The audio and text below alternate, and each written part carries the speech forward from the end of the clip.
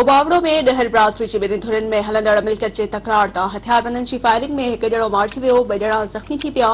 लांघो वारे इलाइक़े में डहर बरादरी जी ॿिनि धुरनि में हलंदड़ मिल्कियत जे तकरार तां हथियारबंदनि घंटे काह करे फायरिंग शुरू करे ॾिनी, जंहिं जे नतीजे में मुलाज़िम अली हसन सिपियो मारिजी वियो, जॾहिं त ॿ मुलाज़िम मुग़ल सिपियो ऐं ख़ालिद हुसैन सिपियो ज़ख़्मी थी पिया। मक़ामी माण्हुनि ऐं पुलिस जी मदद सां लाश ऐं ज़ख़्मियुनि खे तालके अस्पताल मुंतक़िल कयो वियो, जिथां ज़रूरी कार्रवाई बाद मारिजी वियल जो मढ़ वारसनि हवाले कयो वियो, जॾहिं त ज़ख़्मियुनि खे रहीम यार ख़ान जी अस्पताल लियो वियो।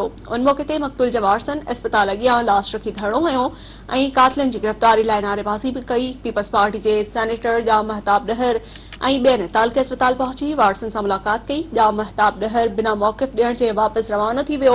हुरान डीएसपी उबावड़ो अब्दुल मालिक भुट्टो जो चवणु आहे त वाक़े वारे हंधि पुलिस मुक़रर करे जांच शुरू कई वई आहे। इल्ज़ाम हेठां आयल अकील डहर ऐं सबूर ख़ान डहर खे गिरफ़्तार कयो वियो आहे।